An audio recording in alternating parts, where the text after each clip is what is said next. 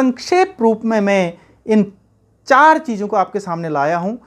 अधिकार, मानव अधिकार, मौलिक अधिकार और साथ में फिर मैंने एक और जोड़ दिया, कर्तव्य। हेलो, नमस्कार। आज की चर्चा में आप सबका स्वागत है। और आज मैं जिस विषय पर चर्चा करने का प्रयास कर रहा हूँ वो विषय है अधिकार और भारतीय संविधान। ज्ञानवर्धक वीडियो है। वे बच्चे या वे लोग जो राज व्यवस्था से संबंधित जानकारी चाहते हैं, अधिकारों के बारे में जानकारी प्राप्त करना चाहते हैं, उनके लिए ये वीडियो लाभदायी हो सकता है। और एक संकल्पना अधिकारों की क्या है उसको मैं अपने शब्दों में यहाँ पर बयान करने का प्रयास कर रहा हूँ। एक बार विषय है अधिकार और भारतीय संविधान या भारतीय संविधान में अधिकारों की व्यवस्था। इससे पहले कि हम लोग आगे जाएं, भारतीय संविधान में कौन से प्रावधान हैं, क्या हैं, कितने अधिकार हैं, क्या कुछ है, इस पर बात करें। कुछ बातें हैं जिनको समझना बहुत आवश्यक है या अधिकारों की संकल्पना के बारे में जानना बहुत आवश्यक है।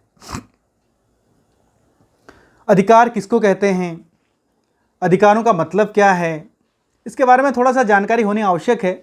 तब जाकर के हम लोग अधिकारों की बहुत अच्छी जानकारी और एक ऐसी स्थिति में जहाँ पर कि हम लोग अधिकारों के बारे में कुछ बोलने की स्थिति में हों, वो प्राप्त कर सकते हैं।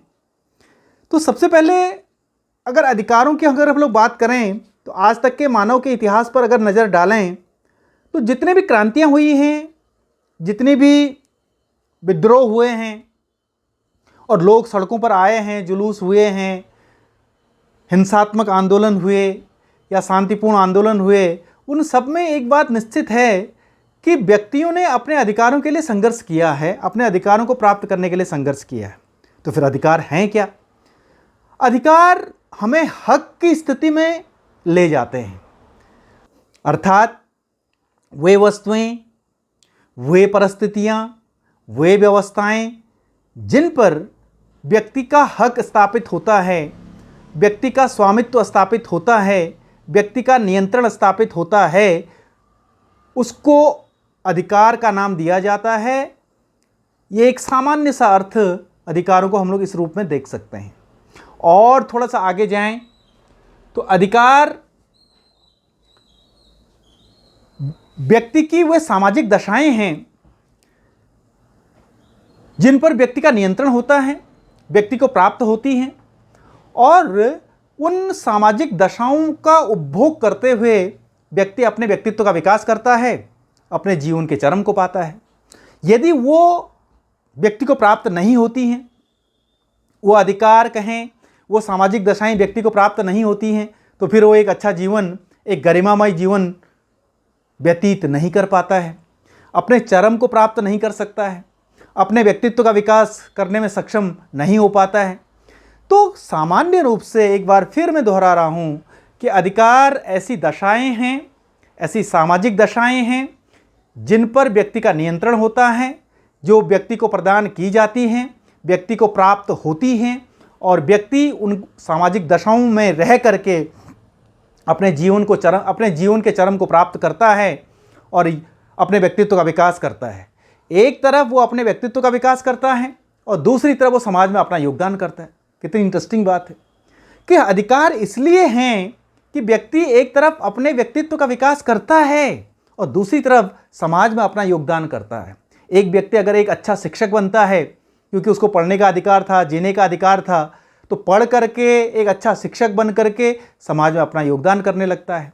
एक व्यक्ति वैज्ञानिक बनता है क्योंकि उसको वो सामाजिक दशाएं प्राप्त हुई जो उसको वैज्ञानिक बनने के लिए जो आवश्यक थी, उसका व्यक्तित्व का विकास हुआ, उसने अपने जीवन के चरम को प्राप्त किया और फिर उसके बाद वो समाज में अपना योगदान दे रहा है। तो एक तरफ व्यक्ति का विकास, व्यक्तित्व का विकास और दूसरी तरफ समाज में योगदान। इस सब के लिए जो सामाजिक दशाएं स्थापित की जाती हैं उनको हम लोग अधिकारों का नाम देते हैं, उनको हम लोग अधिकार कहते हैं। तो साहब, अधिकार इसलिए प्रदान किए जाते हैं ताकि व्यक्ति के जीवन को सुरक्षित किया जा सके, व्यक्ति के सम्मान को सुरक्षित किया जा सके, व्यक्ति की गरिमा को स्थापित किया जा सके। और यदि ये नहीं दिए जाते हैं, अधिकारों की व्यवस्था नहीं होती है किसी देश में, तो फिर वहाँ पर व्यक्ति का एक सम्मान नहीं होता, व्यक्ति की एक गरिमा नहीं होती। आज जितने भी लोकतांत्रिक देश हैं वो सबके सब अपने नागरिकों को अधिकार प्रदान करते हैं, अधिक से अधिक अधिकार प्रदान करते हैं। एक महान राजनीति शास्त्री थे लास्की, उन्होंने कहा कि राज्यों का अर्थात देशों का मूल्यांकन इस आधार पर किया जाना चाहिए कि कौन देश अपने नागरिकों को कितने अधिकार प्रदान करता है। जो देश, जो राज्य अपने नागरिकों को अधिक से अधिक अधिकार प्रदान करता है, वो देश उतना उत्तम श्रेणी का देश कहलाया जा सकता है। तो ये आज की वास्तविकताएं हैं, क्योंकि आज हम लोग एक गरिमामय जीवन की बात करते हैं, एक अच्छे जीवन की बात करते हैं, गुणात्मक जीवन की बात करते हैं, और व्यक्तित्व के विकास की बात करते हैं, प्रतिभाओं के स्थापित करने की बात करते हैं, प्रतिभाओं को उजागर करने की बात करते हैं। इन सब के लिए हमें अधिकारों की आवश्यकता होती है, इसलिए अधिकारों की बात की जाती है। और प्रत्येक लोकतांत्रिक देश अपने नागरिकों को अधिकार प्रदान करता है और अधिक से अधिक अधिकार प्रदान करने की कोशिश करता है। तो ये तो था अधिकारों का एक सामान्य सा परिचय कि अधिकार किसको कहते हैं। अधिकार वो दशाएं हैं जिन पर व्यक्ति का अपना हक है, जो व्यक्ति को इसलिए प्राप्त होती हैं या इसलिए दी गई हैं, या व्यक्ति उनकी मांग इसलिए करता है ताकि वो अपने जीवन में उन्नति कर सके, अपने जीवन को एक गरिमामय जीवन बना सके। एक चीज़ तो ये होगी। उसके बाद अगर हम लोग अधिकारों की शुरुआत की तरफ जाते हैं तो साहब, अधिकार व्यक्ति की मांग होती हैं। एक बार पुनः दोहरा रहा हूँ मैं, व्यक्ति मांग इसलिए करता है क्योंकि वो एक अच्छा जीवन व्यतीत करना चाहता है। एक, जब व्यक्ति मांग करता है तो समाज उन मांगों को स्वीकार करता है और उनको कानूनी मान्यता प्राप्त होती है, और अंत में राज्य के द्वारा या यूँ कहें कि देश के द्वारा उन अधिकारों को लागू किया जाता है, उनको समर्थन दिया जाता है। तो एक और परिभाषा, एक और आशय अगर हम लोग बताएं कि अधिकार व्यक्ति की वे मांगे हैं जिनको समाज स्वीकार करता है, जिनको कानूनी मान्यता प्राप्त होती है और जो राज्य के द्वारा लागू किए जाते हैं, जिनका राज्य के द्वारा समर्थन किया जाता है, उनको हम लोग अधिकारों का नाम देते हैं। सामान्य से रूप में इस रूप में भी समझ सकते हैं। उसके बाद कुछ शब्द प्रयोग किए जाते हैं। आज एक और शब्द प्रयोग किया जाता है जिसको हम लोग कहते हैं मानवाधिकार, ह्यूमन राइट्स। अधिकारों की जगह पे आज एक दूसरा शब्द प्रयोग किया जाता है, मानवाधिकार, और मानवाधिकार दिवस भी मनाया जाता है 10 दिसंबर को हर वर्ष। मानवाधिकार शब्द इसलिए प्रयोग किया जाता है कि यह और अधिक स्पष्टता प्रदान करता है अधिकारों को, कि मनुष्य होने के नाते जो एक मनुष्य को अधिकार मिलने चाहिए, जो सामाजिक दशाएं प्राप्त होनी चाहिए, वो मानवाधिकार कहलाते हैं। अधिकार एक अस्पष्टता के रूप में देखा जाता है, और आज अधिकारों की अगर हम लोग बात करें तो अधिकारों, आज पशुओं के अधिकारों की भी बात होती है, जीव जंतु के अधिकारों की बात होती है जो कि मनुष्य से हट करके हैं।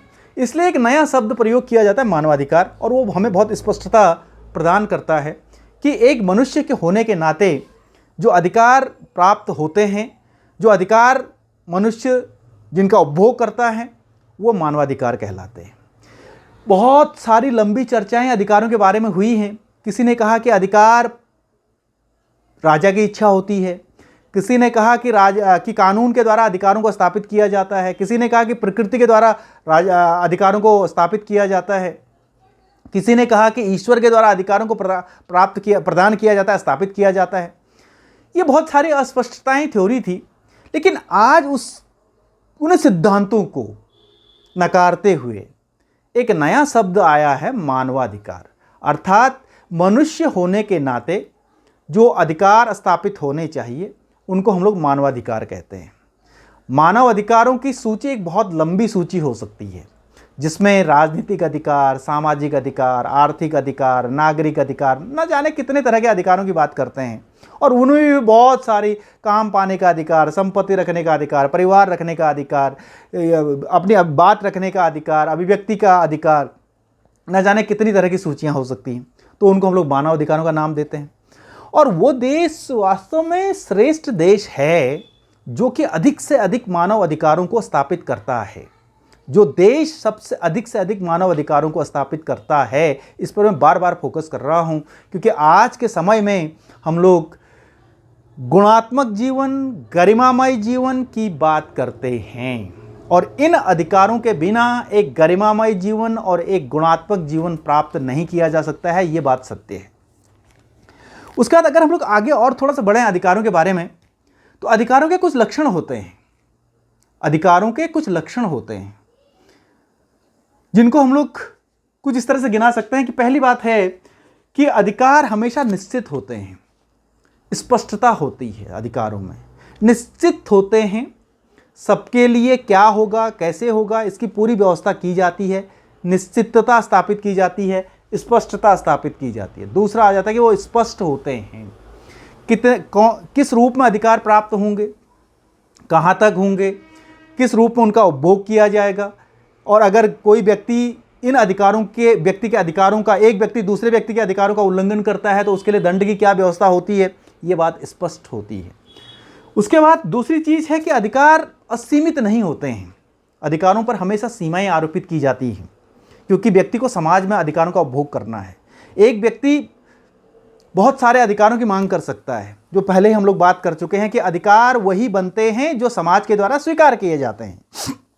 यदि समाज व्यक्ति की मांगों को, व्यक्ति जो मांग करता है, समाज अगर स्वीकार नहीं करता है तो अधिकारों की श्रेणी में नहीं आते हैं। तो इसलिए हमेशा अधिकारों पर सीमाएं आरोपित की जाती हैं, अधिकार सीमित होते हैं, इस रूप में हम लोग कह सकते हैं।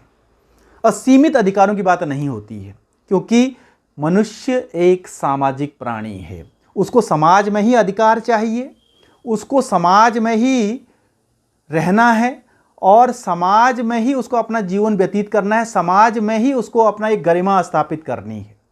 और इसलिए स्वाभाविक सी बात है कि असीमित किसी भी व्यक्ति को अधिकार प्राप्त नहीं हो सकते हैं। और चौथा, एक जो सबसे ज़्यादा आगे और जो बड़ी बात है वो ये है कि अधिकारों को कानूनी मान्यता प्राप्त होती है। और जब हम लोग कानून की बात करते हैं, कानून के बारे में मैंने एक अच्छा वीडियो डाला था, ज़रूर आप उसको देखिएगा, कि कानून हमेशा बाध्यकारी होते हैं, कानून हमेशा स्पष्ट होते हैं, और कानून बाध्यकारी होते हैं।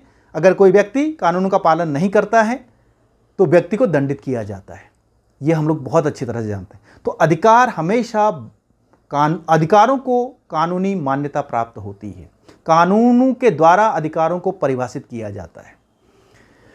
क्या अधिकार होंगे, कैसे उनको लागू किया जाएगा, कौन होगा, उल्लंघन करने पर क्या स्थिति होगी, क्या दंड दिया जाएगा, ये सब कुछ बातें कानून के द्वारा स्पष्ट किए जाते हैं, कानून के द्वारा परिभाषित किए जाते हैं। तो इनको हम लोग कहते हैं कि अधिकारों को कानूनी मान्यता प्राप्त होती है, कानूनों के द्वारा उनका विश्लेषण किया जाता है। सामान्य से शब्दों में हम लोग इसको इस तरह से समझ सकते हैं। और एक और जो सबसे और बड़ी बात होती है अधिकारों के बारे में, कि अधिकार कल्याणकारी होते हैं, ये सबसे बड़ी बात है। इसमें जो राजनीति विज्ञान का स्टूडेंट है या जो राज व्यवस्था को समझने वाला व्यक्ति है वो ज़रूर समझे और वो ज़रूर जानता है कि अधिकार कल्याणकारी होते हैं, अर्थात वो अधिकार व्यक्ति को प्राप्त नहीं होते हैं जिससे कि न तो व्यक्ति का भला होता हो और न ही समाज का भला होता हो। अधिकारों की बात ही इसलिए की जाती है कि व्यक्ति का कल्याण करना है, समाज का कल्याण करना है। और अगर हम लोग ऐसे अधिकार प्रदान करने लग जाएं, व्यक्ति को ऐसा हक प्रदान करने लग जाएं, व्यक्ति को ऐसा नियंत्रण स्थापित करने, व्यक्ति के अधीन ऐसा नियंत्रण देने लग जाएं कि जिससे कि वो खुद अपना विनाश करने लगे, समाज का विनाश करने लगे, तो तब हम कहेंगे कि ये अधिकारों की श्रेणी में नहीं आता है। आत्महत्या करने का अधिकार नहीं दिया जाता है। क्यों नहीं दिया जाता? क्योंकि आत्महत्या करना एक कल्याणकारी कदम नहीं है। यदि प्रत्येक व्यक्ति को आत्महत्या करने का अधिकार दे दिया जाए तो व्यक्ति छोटी छोटी बातों पर अपनी आत्महत्या करने लग जाएगा। तो इससे न तो व्यक्ति का भला होगा और न ही समाज का भला होगा। तो कहने का मतलब कि वे ही मांगें, वे ही अधिकार व्यक्ति को प्रदान की जाती हैं जिनसे कि एक तरफ व्यक्ति का भला होता है और दूसरी तरफ समाज का भला होता है। उसको पढ़ने का अधिकार दिया जाता है क्योंकि पढ़ने से एक तरफ व्यक्ति का भला होता है, दूसरी तरफ समाज का भला होता है। व्यक्ति को जीने का अधिकार दिया जाता है, व्यक्ति को अभिव्यक्ति का अधिकार दिया जाता है। क्यों दिया जाता है? इसलिए दिया जाता है क्योंकि अभिव्यक्ति करने से, अपने विचारों को रखने से व्यक्ति का भला होता है, व्यक्ति अपनी बातों को दूसरों तक पहुंचाता है, दूसरी तरफ समाज का भी भला होता है। तो ये बातें बहुत आवश्यक है समझनी कि हमेशा अधिकार कल्याणकारी होते हैं। जिसमें व्यक्ति का कल्याण न होता हो या समाज का कल्याण न होता हो, वो अधिकारों की श्रेणी में नहीं आता है। अनेक लोग यहाँ पर जो पॉलिटी को नहीं जानते, जो संविधान को नहीं जानते, जो अधिकारों की संकल्पना को नहीं जानते, वो इस बात को करते हैं कि भाई आत्महत्या करने का अधिकार मिल जाना चाहिए, मरने का अधिकार दे देना चाहिए ताकि ये सब कुछ खत्म हो जाए। नहीं, अगर ये इस तरह के अधिकार समाज में स्थापित होने लगें तो फिर अधिकारों की जो संकल्पना है वही अपने आप में निरर्थक साबित हो जाती है। वही अपने आप में एक यूँ कहें कि एक बकवास बन जाती है और उसका उद्देश्य ही समाप्त हो जाता है। तो हमेशा ध्यान रखें कि अधिकार हमेशा कल्याणकारी होते हैं, जिनमें लोक कल्याण की भावना होती है, जिनमें भलाई की बात होती है, जिसमें उन्नति की बात होती है, प्रगति की बात होती है। तो ये तो था अधिकारों का एक सामान्य सा परिचय कि अधिकार क्या हैं। फिर उसके बाद हमने आगे बढ़े कि मानव अधिकार शब्द क्यों प्रयोग किया जाता है वर्तमान समय में, और हमने बात करी कि अधिकारों के क्या लक्षण हैं। उसके बाद एक और शब्द प्रयोग किया जाता है जिस पर मैं आप लोगों को लाना चाह रहा हूँ, और आगे वाला जो वीडियो होगा वो मेरा इसी पर आधारित होगा और काफ़ी वीडियो इस पर होंगे मेरे, ऐसी मैं अपेक्षा कर रहा हूँ। वो है मानव अधिकारों के बाद एक दूसरा शब्द, और वो है मौलिक अधिकार, फंडामेंटल राइट्स, मूल अधिकार। अब ये मौलिक अधिकार क्यों शब्द प्रयोग किया गया, इसको भी थोड़ा समझ लेते हैं। देखिए, मानव अधिकारों का एक लंबी सूची हो सकती है और शायद वो एक अनंत सूची भी हो सकती है, क्योंकि व्यक्ति जितने तरह के कार्य करेगा उतने अधिकारों की मांग करेगा। समाज भी चाहेगा कि हाँ, ये मिलने चाहिए। लेकिन प्रत्येक राज्य या प्रत्येक समाज उन सभी अधिकारों को स्थापित नहीं कर सकता है। उनमें से कुछ ऐसे अधिकारों को वो सूचीबद्ध कर लेता है जो कि श्रेष्ठ अधिकार कहलाते हैं, जो ये मानता है समाज कि भाई ये तो मिलने ही मिलने चाहिए, ये तो किसी व्यक्ति को मिलने ही मिलने चाहिए। अगर कोई व्यक्ति जन्म लेता है तो व्यक्ति को ये अधिकार अवश्य मिलने चाहिए, और उनको में चुन करके उन अधिकारों में से जो एक लंबी सूची है, एक बड़ी सूची है, उनमें से कुछ अधिकारों का महत्व देखते हुए उनका वर्णन संविधान में कर देता है, अपने देश के संविधान में उनका वर्णन कर देता है। जब इस तरह के अधिकारों को, इस तरह के मानव अधिकारों को जो कि श्रेष्ठ समझे जाते हैं उस देश में, जो कि बहुत आवश्यक समझे जाते हैं, जिसमें यह मान लिया जाता है कि यह तो व्यक्ति को बिल्कुल आवश्यक रूप से मिलने चाहिए, नागरिकों को मिलने चाहिए, और उनका वर्णन संविधान में कर दिया जाता है, उनका वर्णन संविधान में कर दिया जाता है, और उस देश की सरकार भी उन अधिकारों का उल्लंघन नहीं कर सकती है। सामान्यतया उन अधिकारों को मौलिक अधिकारों का नाम दिया जाता है, उन अधिकारों को मौलिक अधिकार कहलाता है। अर्थात मौलिक अधिकार वे अधिकार जिनका वर्णन संविधान में होता है, जो उस देश के श्रेष्ठ अधिकार कहलाते हैं, जो उस देश में आवश्यक अधिकार माने जाते हैं, और जिन अधिकारों का उल्लंघन सामान्यतया उस देश की सरकार भी नहीं कर सकती है, उन अधिकारों को मौलिक अधिकारों का नाम दिया जाता है। और प्रत्येक लोकतांत्रिक देश में आज के समय में स्पष्ट रूप से अपने संविधान में मौलिक अधिकारों का वर्णन किया जाता है। भारत भी एक लोकतांत्रिक देश है, तो भारत ने भी अपने संविधान में मौलिक अधिकारों का वर्णन किया है।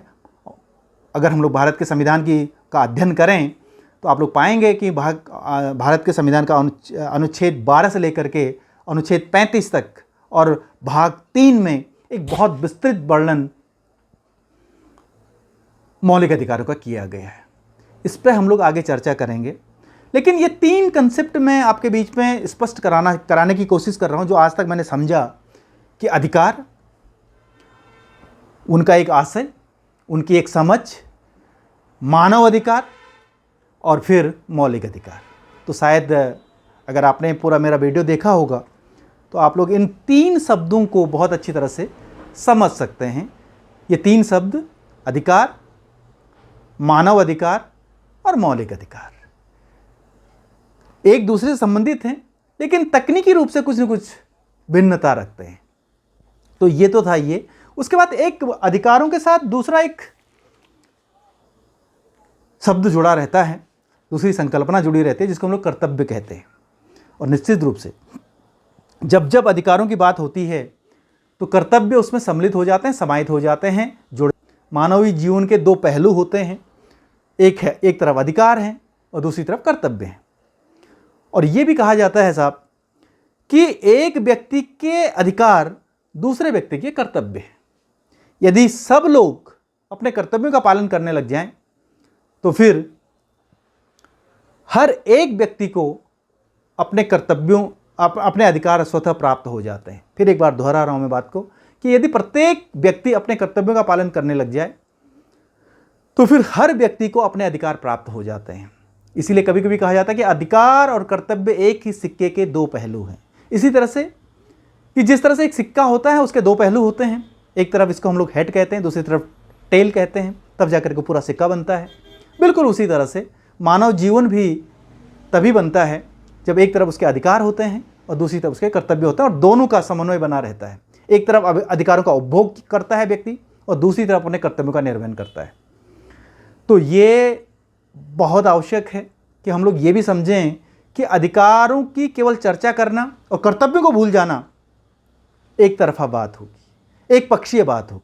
हमें एक पक्षीय बात नहीं बल्कि द्विपक्षीय बात या द्विपक्षीय रूप में मानव जीवन को समझना चाहिए, मानव जीवन को परिभाषित करना चाहिए, सामाजिक जीवन को परिभाषित करना चाहिए कि हाँ, एक तरफ व्यक्ति के अधिकार हैं जो आवश्यक हैं, जो उसके गरिमा के लिए आवश्यक हैं, दूसरी तरफ उसके कर्तव्य भी हैं।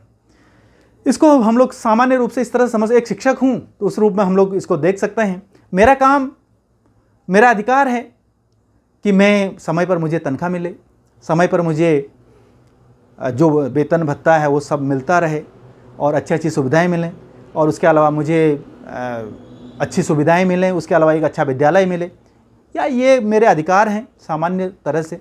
लेकिन मेरे कर्तव्य हैं कि मैं पढ़ाऊँ और अच्छा सा अच्छा पढ़ाऊँ, और जब मैं पढ़ाने लग जाता हूँ तो जो मेरे स्टूडेंट्स के अधिकार हैं वो प्राप्त हो जाते हैं, क्योंकि उनका अधिकार पढ़ना है, उनका अधिकार ज्ञान प्राप्त करना उनका अधिकार है, पढ़ाई करना उनका अधिकार है। अगर मैं अपने कर्तव्य का निर्वहन नहीं करता हूँ, अर्थात मैं नहीं पढ़ाता हूँ और अच्छी तनख्वाह की बात करता हूँ केवल, तो इसका मतलब ये है कि मैं एक पक्षी बात कर रहा हूँ, मैं केवल अधिकारों की बात कर रहा हूँ, अपने कर्तव्यों की बात नहीं कर रहा हूँ। तो एक संक्षेप रूप में मैं इन 4 चीज़ों को आपके सामने लाया हूँ: अधिकार, मानव अधिकार, मौलिक अधिकार, और साथ में फिर मैंने एक और जोड़ दिया, कर्तव्य। और भारतीय संस्कृति में अगर हम लोग कर्तव्यों की बात करें तो बहुत अच्छी व्यवस्था भारतीय संस्कृति में रही है, भारतीय परंपराओं में रही है। इस पर मैं कभी और जाकर आगे बात करूंगा।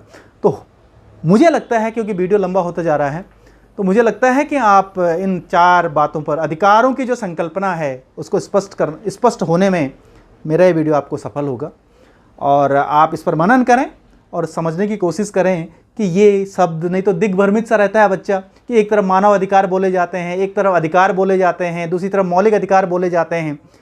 तो इसमें फिर कौन किसको क्या कैसे कैसे इनमें डिफरेंस करें। और मैं भी शायद बहुत समय तक दुविधा में रहा इस बारे में कि मौलिक अधिकार और मानव अधिकार, और कभी कभी कहता कि मानव अधिकार दिए गए हैं, फिर वो कहता कि अधिकार दिए गए हैं, तो फिर किसको अधिकार बोलें और किसको मानव अधिकार बोलें। जो सामान्य जो बिगिनर है पॉलिटी के क्षेत्र में, या जो एक यूँ कहें कि अभी अभी पढ़ रहा है और बहुत ज़्यादा जानकारी नहीं रख पा रहा है, बहुत ज़्यादा विश्लेषित करने की स्थिति में नहीं है, तो उसके लिए कंसेप्ट, ये अवधारणाएं, ये शब्द स्पष्ट होने बहुत आवश्यक हैं। उसी उद्देश्य के लिए मैंने ये वीडियो बनाया था, ये बातें मैंने आपके सामने रखी थी। तो आशा है कि आप लोगों को ये सहायक होगा और आप इस वीडियो को देखें और उसे लाभ प्राप्त करें। तो इन्हीं बातों के साथ अपनी वाणी को आज यहीं पर विराम देता हूँ और आप सबका बहुत बहुत धन्यवाद।